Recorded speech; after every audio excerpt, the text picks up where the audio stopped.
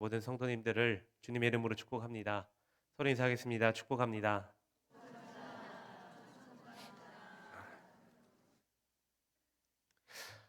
매년 출시되는 책 중에 이 트렌드 코리아라는 책이 있습니다. 이 트렌드 코리아라는 책은 경제, 사회, 또 문화 등 다양한 분야를 분석해서 내년 한 해의 상황을 미리 예측해 보는 책입니다. 어김없이 올해도 트렌드 2025가 발간되었습니다.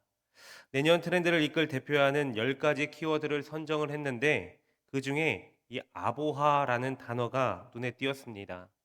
아보하라는 것은 아주 보통의 하루라는 말을 줄임말입니다. 현대인들은 행복을 위해서라면 이 자기 개발이나 특별한 삶을 쫓는 등 무엇이든 실천하는 삶을 살아가려고 노력한다고 합니다. 하지만 이것이 많은 사람들에게 행복을 자랑해야 되고 행복을 과시해야 되는 의무감으로부터 비롯돼서 시작되었다고 합니다. 이에 대해 나온 신조어가 바로 이 소확행이라는 단어였습니다. 소소하지만 확실한 행복을 추구한다는 것을 의미했습니다. 그런데 이후 이것이 일종의 행복 강박으로 일어난 이 젊은 세대들이 피로를 호소하고 있다고 합니다. 그래서 이러한 행복에 집착하는 대신에 최근에는 아주 행복한 일이 없어도 좋지만 힘든 일도 없었으면 좋겠다라는 의미를 담은 이 아부아가 새롭게 트렌디한 단어로 떠오르게 되었다라는 것입니다. 바로 지극히 행복하지도 이 불행하지도 않은 무탈하고 잔잔한 하루를 말하는 것입니다. 여러분 2025년 새해가 밝았습니다. 새해가 시작되면서 좀 더 희망적이고 소망이 가득해야 되는데 이때 우리의 전망은 참 비관적이고 우울한 내용들이 많은 것이 사실입니다. 우리 믿음의 성도들은 이러한 어려움 가운데서 우리는 어떻게 해야 되겠습니까? 오늘 본문 말씀은 이 어려움 중에서 하나님으로부터 소명을 받는 이사야의 모습이 보여지고 있습니다. 우리는 이사야가 하나님으로부터 소명을 받는 그 모습을 통해서 새롭게 시작하는 한 해를 어떻게 지혜롭게 시작하며 나아가야 될지 말씀을 통해서 함께 나눠보겠습니다. 때는 남유다 왕 우시야가 죽던 해였습니다.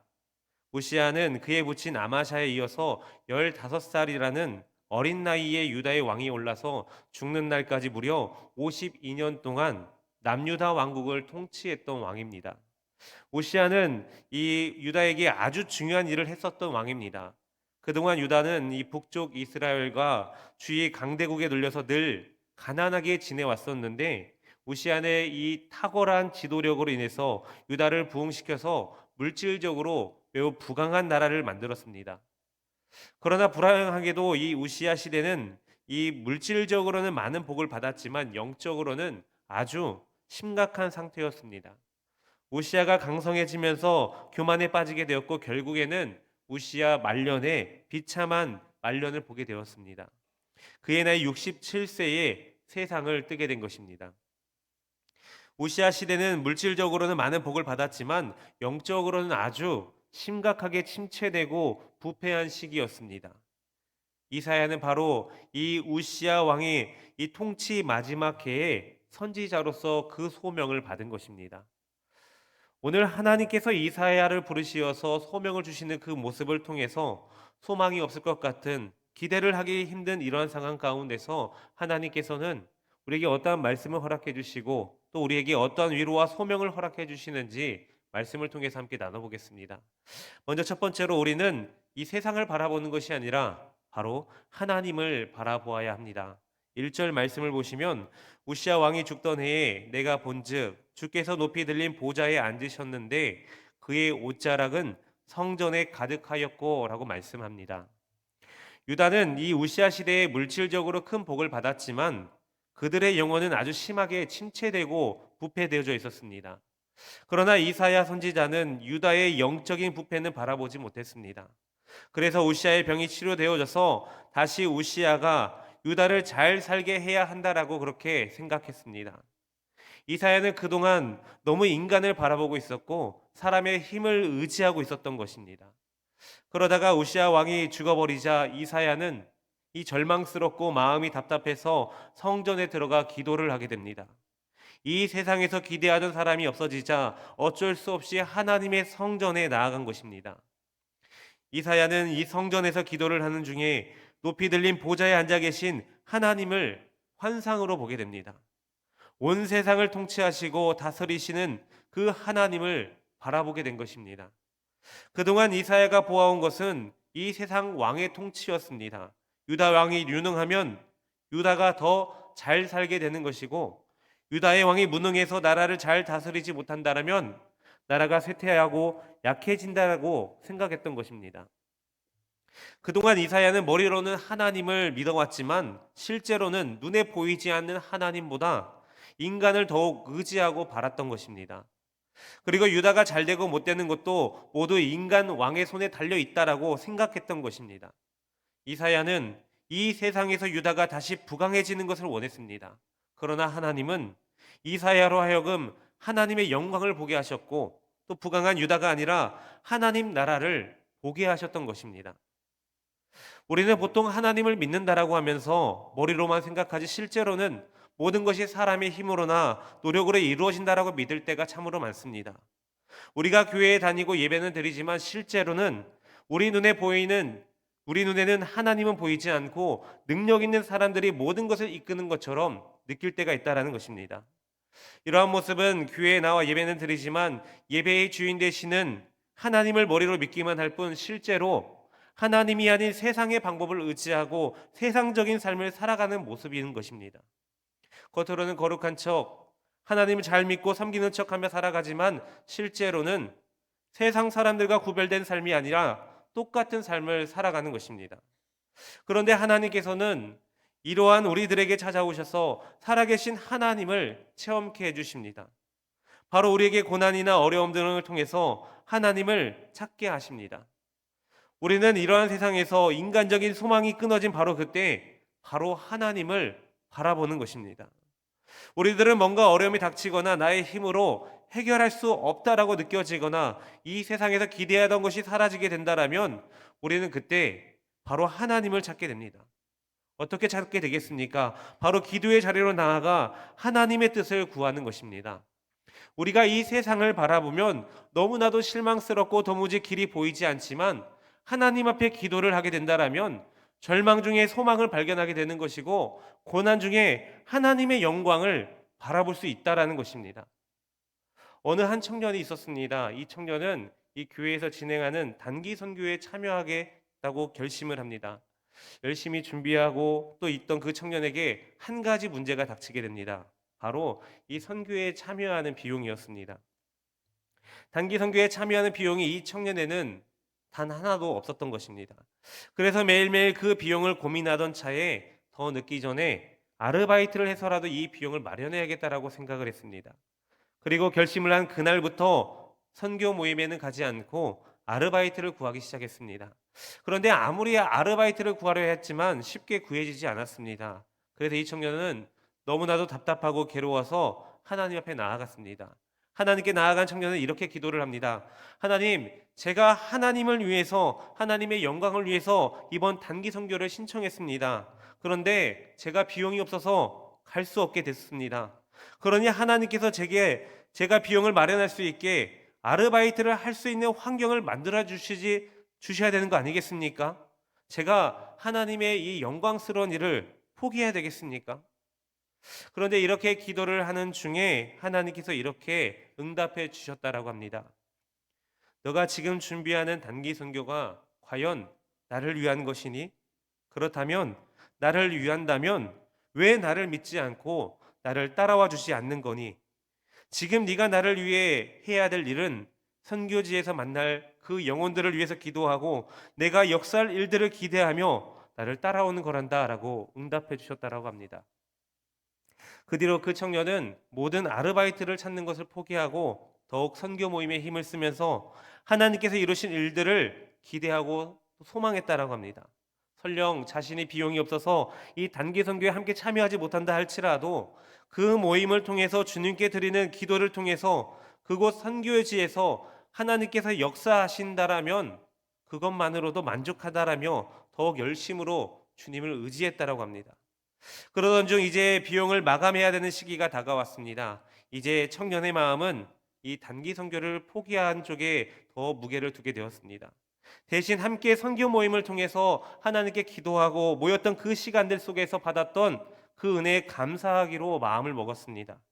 그런데 그때 어느 한 권사님께서 이 선교 모임에 찾아오셔서 작은 비용이지만 이 선교를 위해 사용해달라고 헌금을 하고 가셨다고 합니다. 그런데 그 헌금의 액수가 마치 딱 한 사람의 선교 비용이었습니다. 선교 모임에 함께 참석했던 사람들은 평소에 이 비용이 없어 함께하지 못할 이 청년이 못내 안타까웠는데 그 헌금을 그 청년의 비용으로 사용하기로 결정하고 함께 선교지에 동참했다라고 합니다. 성도 여러분, 우시아 왕이 죽어버리자 이사야는 절망스럽고 마음이 답답해서 성전에 들어가서 기도를 하게 됩니다. 이 세상에서 기대하던 사람이 없어지자 어쩔 수 없이 하나님의 성전에 나아간 것입니다. 그러다 이사야는 하나님의 영광을 보게 되었습니다. 이사야는 사람의 능력을 원했지만 하나님께서는 이사야에게 하나님의 능력과 비전을 보여주기를 원하셨던 것입니다. 우리는 세상을 살아가다 보면은 하나님보다 이 세상을 더욱 의지할 때가 많습니다. 특히 하나님의 일을 할 때에도 하나님을 의지하기보다는 세상적인 방법에 더욱 의지할 때가 많습니다. 그러다 일이 막히게 되면 좌절하고 낭망하는 경우가 있습니다. 그러나 하나님께서는 어떠한 절망 중에 있다 할지라도 낭망하지 말고 하나님만을 바라보며 하나님께 나아오기를 원하고 계십니다. 하나님의 영광을 보여주시며 하나님을 의지하기를 바라고 계십니다. 그러므로 세상적인 방법으로는 이 세상적인 방법으로 이 어려움을 이겨내려 하기보다는 더욱 하나님을 의지하고 내가 있는 그 자리에 하나님이 부르시는 자리임을 기억하면서 더욱 하나님 앞에 나아가야 될 것입니다. 절망적인 상황 가운데 있는 우리에게 하나님의 영광을 보여주시는 그 하나님의 은혜를 생각하시면서 세상적인 방법이 아니라 오직 하나님의 방법으로 하나님의 영광을 바라보며 나아가는 그러한 저와 여러분들 되시기를 주님의 이름으로 축복합니다. 두 번째로 우리는 이 거룩하신 하나님 앞에 설 때 우리의 제된 모습을 발견해야 됩니다. 5절 말씀을 보시면 그때에 내가 말하되 화로다 나여 망하게 되었도다. 나는 입술이 부정한 사람이요 나는 입술이 부정한 백성 중에 거주하면서 만군의 여호와이신 왕을 배웠음이로다 하였더라. 살아계신 하나님 앞에 서게 될 때 모든 존재들은 마땅히 하나님을 찬양할 수밖에 없을 것입니다. 그리고 그 찬양의 주제는 바로 하나님의 거룩하심이 될 것입니다. 세상에 존재하는 그 어떠한 것과 비교할 수 없는 구별된 존재이자 홀로 계신 그 하나님이시기 때문에 그 거룩하심을 온전히 찬양하게 되는 것입니다. 하늘 보좌에 앉으신 왕이신 하나님 앞에 선 존재들이 밤낮 쉬지 않고 찬송하는 내용과 또한 마땅히 하나님의 거룩하신 모습을 오늘 말씀에서 보여주고 있습니다. 이사야 역시 보좌에 앉으신 하나님 앞에 섰기 때문에 마땅히 그의 거룩하심을 찬양해야 했습니다. 그러나 이사야는 하나님을 찬양하기에는 너무나도 부정한 자신을 발견하게 됩니다. 거룩하신 여호와 하나님의 임재를 경험한 사람들의 공통된 반응은 바로 죽음을 예감한다라는 것입니다. 광야에서 하나님의 임재를 경험하였던 이스라엘 백성들은 하나님이 그들에게 직접 말씀하시면 그들이 죽을까 두려워했습니다. 바벨론의 히데겔 강가에서 여호와의 임재를 경험한 다니엘 선지자는 몸에 힘이 다 빠지고 그의 아름다운 얼굴빛이 다 변하여 혼절했습니다. 반모섬에서 부활 승천하신 그리스도의 임재를 체험한 사도 요한은 그 발 아래 엎드려져 죽음같이 되어졌다라고 성경은 기록합니다. 이와 같은 현상은 근본적으로 이 죄와 허물로 얼룩진 부정한 존재인 인간이 거룩하신 하나님의 영광을 감당할 수 없기 때문에 발생한 일들입니다. 이사야 역시 여호와 하나님 앞에서는 악인이 당하는 운명에 직면하게 될 것이라는 사실을 인식하고 있었습니다. 이는 그가 극악한 죄를 범한 악인이어서가 아닙니다. 그가 자신이 하나님의 거룩하심을 감당하지 못할 인간이기 때문입니다. 이사야는 매우 유능한 선지자였습니다. 이사야는 왕궁의 선지자로서 하나님의 말씀을 기록하며 선포하던 자였습니다. 그러나 이사야가 하나님 앞에 서서 자신의 모습을 보게 되니까 자신이 하나님 앞에 큰 죄인이었고 그동안 자신이 너무나도 교만하게 살아왔다는 것을 깨닫게 된 것입니다. 우리가 하나님의 영광을 체험하지 못할 때에는 자신의 죄를 알지 못합니다. 마치 사람이 거울을 보지 않으면 자신의 얼굴을 알 수 없는 것처럼 하나님을 체험하지 않는다라면 자기의 죄를 보지 못한다라는 것입니다.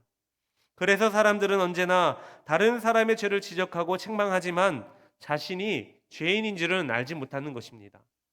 그러다 하나님의 은혜가 임하게 된다면 그때 자신의 오만함과 그동안 감추어졌던 그 죄악들을 바라보게 됩니다. 그리고 정말 자신이 지금껏 살아온 모든 것이 하나님 앞에서는 죄가 된다는 사실을 깨닫게 되는 것입니다. 아무리 그 어떤 사람이라 할지라도 영광의 하나님 앞에 선 자는 자신의 죄인됨을 깨닫게 되는 것입니다. 자신이 얼마나 추악한 죄인인지를 알게 되는 것입니다. 아무리 세상 가운데서 도덕적으로 깨끗하게 살아온 자라 할지라도 하나님의 영광 앞에 선 자는 자신의 죄인됨을 고백하지 않을 수가 없다라는 것입니다. 이렇게 하나님 앞에 선 자들은 하나님의 영광의 빛에 의해서 자신의 모든 죄가 드러나기 때문에 자신의 죄인됨을 고백하지 않을 수 없는 것입니다. 감추인 것이 드러나지 않을 것이 아무것도 없다라는 것입니다. 사람들 앞에서는 감출 수는 있을지 모르겠습니다. 그러나 만군의 여호와 하나님 앞에서는 숨길 수 없는 죄는 단 한 가지도 없는 것입니다. 하나님의 영광 앞에서는 우리의 모든 죄는 바로 그렇게 그대로 드러나는 것입니다. 나만이 알고 있다라고 생각했던 은밀한 죄까지 모두 다 드러나는 것입니다. 우리가 잘 알고 있듯이 베드로가 예수님의 말씀에 순종해서 그물을 내려 2배 가득 채운 그러한 사건을 경험했다는 사실을 우리가 알 수 있습니다. 그리고 그러한 사건을 통해서 예수님의 메시아 되심을 우리 베드로는 느꼈던 사실을 성경을 통해서 우리가 알았습니다. 그러고 나서 이 베드로는 예수님 앞에서 뭐라고 말합니까? 주여, 나를 떠나소서, 나는 죄인이로소이다 라고 고백을 합니다. 우리는 하나님 앞에서 죄인입니다. 그렇기 때문에 하나님 앞에 나아갈 수 없는 자들이라는 사실을 우리가 너무나도 잘 알고 있습니다. 그러나 우리가 죄인임을 인정하고 모든 죄를 용서하시는 예수 그리스도를 믿을 때 바로 그때 우리는 예수 그리스도의 은혜로 하나님 앞에 나아갈 수 있는 것입니다. 주님의 그 십자가의 은혜로 하나님의 영광 앞에 나아가 하나님을 찬양하고 하나님의 이름을 높이 올려드릴 수 있다는 것입니다. 성도 여러분, 이사야는 자기 입술이 부정하다라고 고백했습니다. 이사야가 하나님의 일을 행하면서 저속하거나 악한 말을 쏟아내지는 않았을 것입니다. 그런데 그가 하나님의 영광을 보고 나니까 하나님의 말씀을 전할 때 얼마나 두렵고 떨리는 마음으로 전했어야 되는지 뒤늦게 깨닫게 되었다는 것입니다. 이사야는 오만한 마음으로 남을 정죄하며 쉽게 저주하는 말을 퍼부었는데 이 모든 것이 죄라는 사실을 깨닫게 되었습니다. 그러면서 이사야는 자기 입술이 부정한 사람 중에 거하였다라고 그렇게 고백했던 것입니다. 이처럼 하나님 앞에 선 자들은 자신들의 죄악된 모습을 발견하게 될 수 있습니다. 세상의 그 어떤 사람도 이 거룩하신 하나님의 영광 앞에 바로 설 자가 없습니다. 자신의 죄를 깨닫게 되기 때문입니다. 하나님의 거룩하신 영광은 그 어떠한 빛보다 찬란해서 우리 어느 죄악도 숨기지 못한다는 사실을 기억하시면서 우리가 살아가는 이 세상 가운데서 거룩하신 하나님의 백성의 모습을 나타내며 죄에서 멀어지는 삶, 거룩하신 하나님의 성품을 닮아가는 삶을 살아가는 그러한 저와 여러분들 되시기를 주님의 이름으로 축복합니다. 이제 마지막 세 번째로 우리는 이 거룩하신 하나님을 만나 하나님이 주시는 소명을 발견해야 됩니다. 8절 말씀을 보시면 내가 또 주의 목소리를 들으니 주께서 이르시되 내가 누구를 보내며 누가 우리를 위하여 갈고 하시니 그때에 내가 이르되 내가 여기 있나이다 나를 보내소서 하였더니 라고 말씀합니다. 이사야가 하나님 앞에서 이 자신의 죄를 깨닫고 특히 자기가 입술이 부정한 자라는 것을 하나님 앞에 고백했을 때 하나님은 천사를 보내주셔서 이사야의 입을 깨끗하게 해주셨습니다. 그리고 이사야는 이스라엘 백성을 깨우치고 그들에게 영적인 부흥을 일으키기 위해 누가 갈 것인가라는 하나님의 음성을 듣게 되었습니다. 하나님께서는 이 유다 백성이 하나님의 이 바른 말씀을 듣고 회개함으로 인해서 위기에서 구원을 받고 멸망하지 않게 하시려고 누가 우리를 위해서 갈 거라고 하면서 질문을 하셨습니다. 지금 유다 백성들이 이렇게 영적으로 무너져 가면서도 깨닫지 못하고 더욱 멸망을 향해 가고 있는 이유는 바로 하나님을 바르게 만나지 못했고 바른 말씀을 듣지 못했기 때문입니다. 하나님께서는 과연 누가 가서 이 백성을 깨닫게 해서 이 백성으로 하여금 하나님 앞에 돌아오도록 할 것인지 하나님의 말씀을 들고 갈 사람을 그렇게 찾고 계신 것입니다. 그때 이사야는 하나님 앞에 내가 여기 있습니다. 나를 보내주시옵소서라고 그렇게 자원을 하고 있습니다. 여기에서 놀라운 사실은 방금 전에 자기가 부정한 죄인이라고 고백했던 이사야가 자기를 보내달라고 그렇게 말하고 있습니다. 하나님에 대한 사랑과 이 자신이 속한 공동체의 이스라엘에 대한 그 마음은 그에게 거룩한 열정을 불러일으켰다는 것입니다. 더군다나 그의 입술이 정결해졌으니 그 입술로서 하나님의 말씀을 전한다라는 것은 이 이사야의 가슴을 뛰게 하는 일이 되었던 것입니다. 이렇게 하나님의 은혜를 체험한 사람은 이 가슴에 불이 붙는 것 같아서 다른 것을 하며 살아갈 수는 없습니다. 그래서 하나님께서 부르시는 사람은 하나님께서 보내시는 곳에 가지 않으면 견디지 못하는 것입니다. 진짜 역사는 하나님을 만나고 나서부터 시작되는 것입니다. 아무리 능력이 출중한다 할지라도 하나님을 만나지 않은 사람은 하나님의 뜻을 알 수가 없습니다.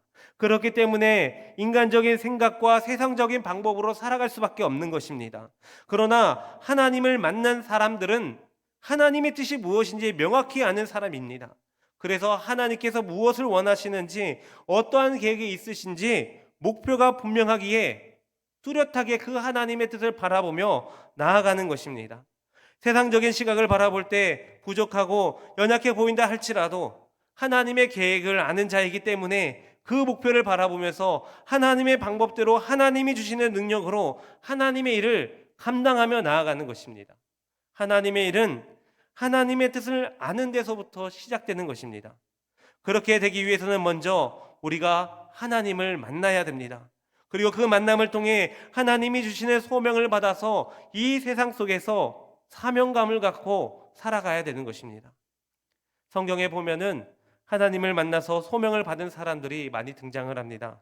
그 중에서도 이 사도 바울은 대표적인 예라고 말할 수 있습니다. 사도 바울은 본래 잘못된 신앙으로 예수님을 믿고 따르는 자들을 잡아다가 옥에 가두는 일을 했던 사람이었습니다. 예수님을 믿는 것은 자신이 지금까지 믿어왔던 여호와 하나님을 믿는 그 신앙에서 위배되는 행위였기 때문에 예수님을 믿는 사람을 잡아 가두는 일이 자기가 생각하기에는 하나님을 위한 일이라고 생각했던 것입니다. 그러던 중에 이 바울은 예수님을 믿는 자들을 잡으러 가는 중에 이 다메섹에서 예수님을 만나게 됩니다. 그리고 바울은 주님을 만난 이후에 자신이 지금껏 해왔던 일들이 잘못되었던 사실을 깨닫게 되었고, 예수님이 진정한 하나님이시며 많은 사람들에게 복음이 전해지시기를 원한다는 사실을 깨닫게 되었습니다. 그래서 주님을 만난 사도 바울은 내 이름을 이방인과 임금들과 이스라엘 자손들에게 전하기 위하여 택한 나의 그릇이라는 소명을 받게 되었던 것입니다. 게다가 이 사도 바울로부터 시작된 세계 선교가 오늘날까지 이르러서 세계 곳곳에 수많은 선교사님들이 아직도 주님을 알지 못하는 자들에게 복음을 전하는 그 계기를 마련했던 것입니다. 성도 여러분, 하나님의 영광을 바라본 자들은 하나님의 뜻을 알게 됩니다. 하나님께서 무엇을 원하고 계시는지 분명히 깨닫게 됩니다. 하나님의 계획을 알게 되는 것입니다. 바로 소명을 발견하는 것입니다. 이사야가 그러했습니다. 하나님의 영광을 보기 전에는 그저 자신의 민족이 이스라엘에 부강하고 풍요로운 나라가 되는 것을 바랬습니다. 그러나 이제 하나님의 영광을 본 이사야는 하나님의 말씀을 올바르게 선포하는 자가 되기로 결심하게 됩니다. 바로 하나님의 소명을 발견하게 된 것입니다. 이러한 이사야의 마음이 우리들에게도 동일하게 임하기를 간절히 소망합니다. 비록 부족하고 연약한 자들이지만 하나님의 영광을 본 자들이라 한다면 하나님의 뜻을 이루기 위해서 하나님 앞에서 자원하는 마음으로 쓰임받는 자들이 되어야 될 것입니다. 교회 공동체 안에서 작은 일이라도 하나님께서 맡겨주신 일이라면 최선을 다해서 주님의 영광을 위해 쓰임받는 자들이 되어야 될 것입니다. 나에게 주어진 일들이 내 마음에 들지 않는다 할지라도 주님이 주신 소명이라면 주님을 위해 기꺼이 감당하는 자들이 되어야 될 것입니다. 그렇게 하나님의 영광을 위해 하나님이 우리에게 주신 소명에 따라 순종하면서 하나님 앞에 귀하게 쓰임받는 그러한 저와 여러분들 되시기를 주님의 이름으로 축복합니다. 사랑하는 성도 여러분, 하나님께서는 이사야에게 내가 유다 백성들에게 말씀을 전하기만 한다라면 이 폭발적인 부흥이 일어날 것이니 아무 걱정 말고 말씀만 전하여라 라고 말씀하지 않으셨습니다. 하나님께서는 이사야가 유다 백성에게 분명한 하나님의 말씀을 전하겠지만 유다 백성들은 그 말씀을 듣기는 들어도 깨닫지 못할 것이다 라고 말씀하셨습니다. 이사야 6장 9절 말씀을 보시면 여호와께서 이르시되 가서 이 백성에게 이르기를 너희가 듣기는 들어도 깨닫지 못할 것이요 보기는 보아도 알지 못하리라 하여 라고 말씀합니다. 이사야는 이처럼 하나님으로부터 참으로 난감한 소명을 받게 되었습니다. 이사야는 하나님의 말씀을 가지고 아무리 백성들에게 외쳐도 듣는 자들이 돌이키지 않을 것이라는 것을 이미 알고 그것을 전하는 사명을 받게 된 것입니다. 해보지는 않았지만 이미 힘든 사역임을 이사야는 알고 있었을 것입니다. 그러나 이사야는 이제 우시야 왕이 살던 때와 바뀌게 되었습니다. 세상을 바라보는 자가 아니라 하나님의 영광을 바라보는 자가 되었습니다. 그 영광을 바라보았기 때문에 그는 하나님이 주시는 사명의 자리로 나아갈 수 있게 되었던 것입니다.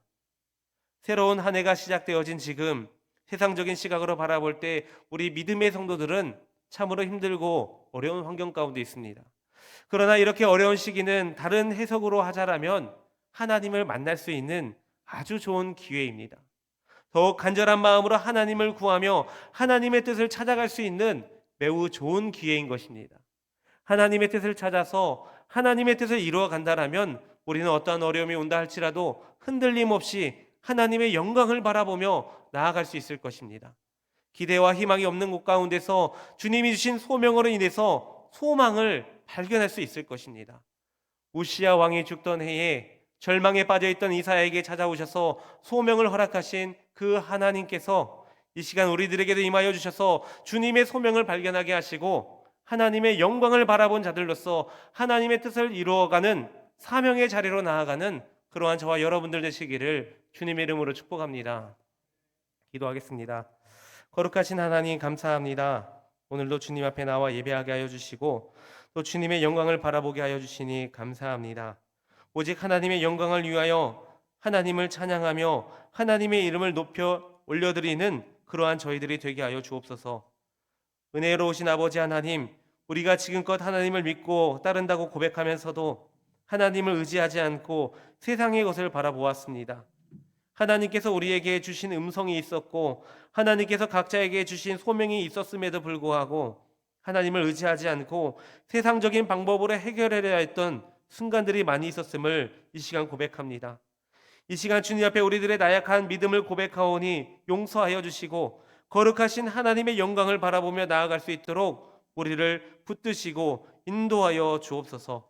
그리하여 우리가 하나님의 영광을 바라보았다면 그 자리에 주저앉아 있는 자들이 아니라 하나님께서 주시는 사명의 자리로 나아갈 수 있도록 인도하여 주시고 환경과 상황에 매이는 것이 아니라 오직 하나님의 은혜로 하나님의 뜻을 이루어가는 저희들이 되게 하여 주옵소서.